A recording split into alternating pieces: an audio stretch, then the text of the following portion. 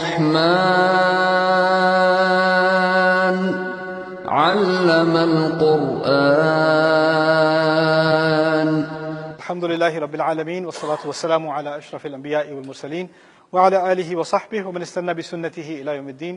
اللهم اجعلنا منهم ومن الذين آمنوا وعملوا الصالحات وتواصوا بالحق وتواصوا بالصبر آمین یا رب العالمین. حسب معمول آپ کے سامنے میں سورت کے نظام کے بارے میں بھی کچھ باتیں پیش کر دوں. سورت کی مضامین کی ترتیب کچھ یوں ہے. اللہ تعالیٰ نے اپنے نام کا پہلے ذکر کیا تھا الرحمن، اس سے باقی تمام سورت کا ایک فلیور بن گیا تھا. دوسری بات جو کہی گئی تھی وہ قرآن کے بارے میں تھی کہ انسان کو بنایا تھا، انسان کو اسی قابل بنایا تھا کہ وہ ایک دن قرآن کو سمجھ سکے، اور یہ بھی سکھایا گیا تھا کہ اللہ تعالیٰ کی سب سے بڑی نعمت، سب سے بڑی رحمت اصل میں قرآن کا سکھانا ہی ہے. اس کے بعد تیسری بات، لمبا ایک سیکشن ہے سورت کا جس میں اللہ تعالیٰ نے خلق کے بارے میں بات کی ہے. یعنی نہ صرف کہ ہمیں بنایا گیا، پودے، پھل، سمندر کے بارے میں بات آئی، کشتیوں کے بارے میں بات آئی، موتیوں کے بارے میں بات آئی. وہ تمام خلق ہی کا ایک سیکشن ہے جس کے بارے میں اللہ تعالیٰ کی رحمت کا ایک مظہر ہے. یہاں ترتیب یہ ہے کہ سب سے عظیم رحمت اللہ تعالیٰ کی قرآن ہے، اور اس کے بعد دوسرے درجے میں باقی سب مخلوق ہے. وہ بھی اللہ تعالیٰ کی رحمت ہی ہے کہ اس نے کیا کچھ نہیں بنایا، لیکن قرآن کے مقابلے میں وہ دوسرے درجے کی ہے. اعلیٰ ترین رحمت اللہ تعالیٰ کی قرآن کا سکھانا ہے. اس کے بعد اللہ تعالیٰ نے سزا کا ذکر کیا ہے. سزا دو حصوں میں تقسیم ہے، ایک طرف یوم القیامہ اور دوسری طرف جہنم. وہ ایک سے دوسرے کی طرف بات نکل جاتی ہے. پہلے کہا تھا اپنے آپ کو وہ فارغ کریں گے دونوں بڑی بڑی بھاری تعدادوں کے لیے. سنفرغ لکم ایھا الثقلان فبأی آلاء ربکما تکذبان. پھر اس کے بعد آگے مزید بات کی تھی کہ کہاں بھاگو گے، کہاں نکلو گے. لا تنفذون الا بسلطان، کون سے بارڈر کراس کر لو گے اس کی اجازت کے بغیر، اس کی سلطان یعنی اس کی اتھارٹی کے بغیر.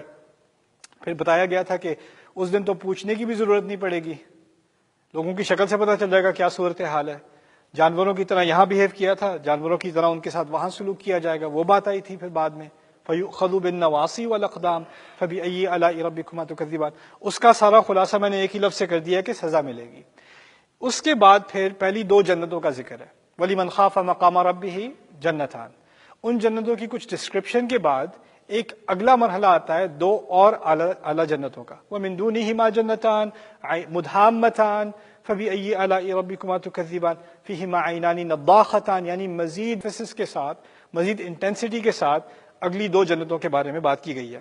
اور آخرکار جب بیٹھنے کا ذکر آیا تو صرف پھل اور تکیوں کا ذکر نہیں آیا، ایسی چیزوں کا ذکر ہے جو اس نے کبھی کسی نے دیکھی بھی نہیں ہوں گی اور خوبصورت ہوں گی. عبقری حسان، وہاں تک بات گئی ہے. اور پھر آخر بات اللہ تعالیٰ نے کی ہے کہ اس کا نام برکت سے بھرا ہوا ہے. تبارک اسم ربک ذی الجلال والاکرام. یہاں پر ایک دو چیزیں نوٹ کرنے کی ہیں. پہلے تو شروع اور آخر کا آپس میں تناسب. پہلے اللہ تعالیٰ کا ایک نام سے سورت شروع ہوئی ہے اور آخر میں جا کر اللہ تعالیٰ نے اپنے مبارک نام کی طرف اشارہ کیا ہے. تو آپ کو ان دونوں چیزوں کا کنیکشن ایک دم سے نظر آ جانا چاہیے. دوسرا اس صورت میں جو ہوا ہے بہت خوبصورتی سے اللہ تعالیٰ نے کیا ہے، وہ یہ ہے کہ بات ہوئی تھی شروع اللہ تعالیٰ کی عظیم رحمت سے. اس کے بعد اس دنیا میں اس کی سب سے عظیم رحمت کیا ہے؟ قرآن. اس سے کم درجے میں رحمت کیا ہے؟ خلق، تمام خلق یعنی یہ دنیا. اور اگر اس تک ہدایت نہیں پائے تو اس سے اور کم رحمت کیا ہوگی؟ سزا. رحمت کم ہوتی جا رہی ہے. نوٹس کر لیں، الرحمن سے بات شروع ہوئی، قرآن اس کی سب سے اعلیٰ رحمت، اس سے کم رحمت اس دنیا میں. رحمت کہاں ختم ہو گئی؟ آ کر نیچے آ کر ختم ہو گئی. اب وہاں سے بات آگے پھر بڑھ رہی ہے، دو جنتیں، رحمت دوبارہ شروع ہو گئی، اس سے آگے مزید رحمت اور دوبارہ ایک درجہ اوپر، اور پھر واپس آ کر دوبارہ نام کی طرف اشارہ. یعنی نیچے ایک ڈپ آتا ہے اور پھر بات آگے بڑھ جاتی ہے. میں نے آپ سے کہا تھا الرحمن کے صیغے کے بارے میں کہ اس میں حدوث ہوتا ہے، یا ہمیشہ والی چیز نہیں ہوتی، اس میں فلکچویشن آتی ہے. کیونکہ عطشان، جوعان، پانی سے پیاس ختم، کھانے سے بھوک ختم، ان کی حرکتوں کی وجہ سے رحمت ختم. لیکن دیکھیں، رحمت کے ختم ہونے کا ایک سیکشن، باقی تمام سیکشن شروع سے آخر تک کیا ہے؟ اللہ تعالیٰ کی رحمت. اللہ تعالیٰ نے کہا ہے نا کہ میری رحمت میرے غصے پر حائل ہو جاتی ہے، غالب آ جاتی ہے. یہی بات یہاں پر ہو رہی ہے. یعنی یہاں پہ اللہ تعالیٰ کے غضب کا ذکر تو ہے، لیکن وہ بالکل ایک لو پوائنٹ پر کیا گیا ہے. اس کے علاوہ پوری بات جو آگے ڈسکرائب کی گئی ہے وہ اسی بات کی طرف اشارہ ہے کہ اصل اللہ تعالیٰ نے اپنی خلق میں جو اس کا اپنا ایک اس کی اپنی فطرت ہے، فطرت اللہ التی فطر الناس علیہا، وہ رحمت ہی ہے. وَلِذَلِكَ خَلَقَهُمْ، اس نے رحمت دینے کے لیے ہی، محبت کرنے کے لیے ہی انسان کو بنایا تھا۔ اب یہاں ایک اور انٹرسٹنگ بات یہ ہے کہ یہاں پر جو ترتیب دی گئی ہے، یہ شروع اور آخر کو ذرا چھوڑ دیں ایک سیکنڈ۔ قرآن کی بات، اس کے بعد خلق کی بات، اس کے بعد سزا کی بات یعنی قیامت اور جہنم کی بات، اس کے بعد 2 جنتیں اور اس کے بعد 2 مزید اعلیٰ جنتیں۔ یہ ہے سورت نمبر 55۔ اس سے اگلی سورت، میں اشارے کے طور پہ بات کر رہا ہوں آپ سے، اس سے اگلی سورت ہے سورۃ الواقعہ، اذا وقعت الواقعہ۔ اس کا بھی ایک انٹرو سیکشن ہے اور ایک کنکلوڈنگ سیکشن ہے، اس کو ذرا چھوڑ دیں۔ اس کے علاوہ بات ہوگی السابقون السابقون، السابقون السابقون، سب سے پہلے، سب سے اعلیٰ درجے کے لوگ۔ مجھے یہ بتائیں سب سے اعلیٰ درجے کے لوگ کون سی جنت کے مستحق ہیں؟ اعلیٰ جنت کے۔ یعنی یہاں بات ختم ہو رہی ہے، اگلی صورت میں پہلی بات ہے اس جنت میں جائے گا کون، اس کے بعد ذکر ہے سیدھے ہاتھ کے لوگوں کا، اصحاب الیمین ما اصحاب الیمین۔ اچھا، سابقون کے لیے تو اعلیٰ جنت، پھر یہ جنت کس کے لیے؟ باقی لوگوں کے لیے جو کہاں کے ہیں، سیدھے ہاتھ کے لوگ ہیں۔ اس کے بعد اس صورت میں ذکر ہے الٹے ہاتھ کے لوگوں کا، وہ کہاں جائیں گے؟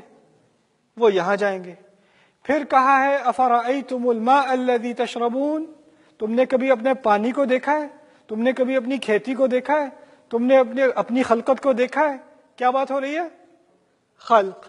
پھر کہا ہے فلا اقسم بمواقع النجوم وانه لقسم لو تعلمون عظیم انه لقرآن کریم فی کتاب مکنون لا یمسه الا المطہرون۔ میں ان ستاروں کی گرنے کی قسم کھاتا ہوں، یہ ایک بڑا عظیم قرآن ہے، ایک کریم قرآن ہے جو اوپر کتاب مکنون میں ہے۔ کس کی عظمت کی بات ہو رہی ہے؟ قرآن کی۔ 5 مضامین اس سورت کے اس آرڈر میں ہیں، 5 مضامین اگلی سورت کے اسی ریورس آرڈر میں ہے، اسی کو ریویو کیا گیا دوسرے الفاظ میں۔ It's so beautiful.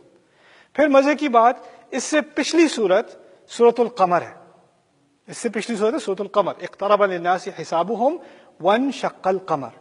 وہ سورت ختم ہوتی ہے عند ملیک مقتدر، یعنی جنت میں لوگ ایک بڑے عظیم بادشاہ کے اور بڑے قدرت والے بادشاہ کے بالکل برابر میں بیٹھے ہوں گے۔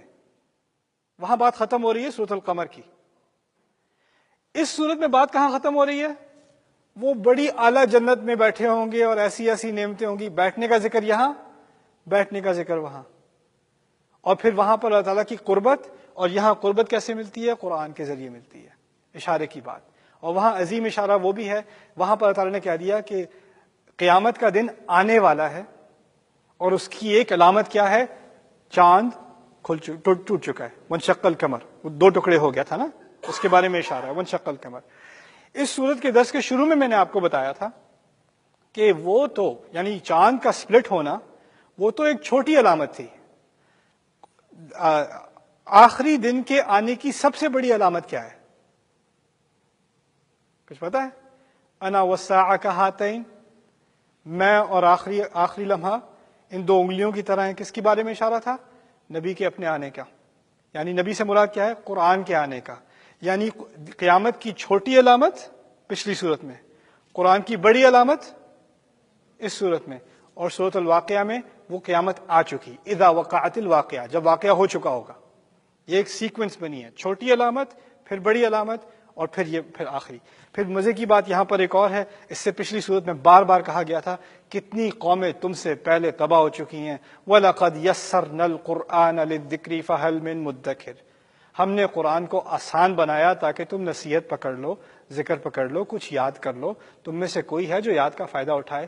وہاں بات یہ کی جا رہی تھی کہ تم لوگ بار بار کہتے ہو ہم سننے سے نہیں ماننے والے، ہمیں دکھاؤ ہمیں دکھاؤ ہمیں دکھاؤ۔ کتنی قوموں کو دکھا دیا، کوئی فائدہ نہیں ہوا دکھانے کا۔ کتنے معجزے دکھائے، انہوں نے کیا مان لیا؟ تمہیں قرآن دیا جا رہا ہے آسانی سے یاد کر لو، تمہیں سمجھ ہی نہیں آتی۔ پھر اگلی قوم کی مثال، انہوں نے بھی نہیں مانا، انہوں نے معجزہ دیکھا پھر بھی نہیں مانا، پھر انہیں تباہ کیا گیا۔ پھر اگلی قوم، پھر انہیں تباہ کیا، اور بار بار کہا تمہیں قرآن دیا جا رہا ہے، تم ایسی بے وقوفوں والی ریکویسٹ نہ کرو، قرآن سے فائدہ اٹھاؤ، قرآن سے فائدہ اٹھاؤ، قرآن سے فائدہ اٹھاؤ۔ اسی بات کو دوبارہ یہاں شروع میں کہہ دیا، یہ رحمت ہے کہ قرآن سکھایا ہے، الرحمن علم القرآن، تم انسانوں کے ذریعے سے سیکھو، جانوروں والے مطالبے مت کرو کہ جب تک دیکھو گے نہیں مانو گے نہیں. اسی بات کو یہاں کنٹینیو کیا گیا. میں اس بات کی طرف اشارہ کر رہا تھا کہ قرآن میں ہر بات کا ایک تسلسل ہے. ایک تو سورت کا اپنا ایک نظام ہوتا ہے، ایک طرح سے بات کی جا رہی ہوتی ہے، اور سورتوں کے مابین بھی ایک عجیب تناسب ہے، ایک عجیب کنٹینیوٹی ہے جو یہاں سے بات شروع ہوتی ہے پھر آگے چلتی ہے اور پھر آگے چلتی ہے. بارک اللہ لی ولکم فی القرآن الحکیم ونفعنی وإیاکم بالآیات والذکر الحکیم.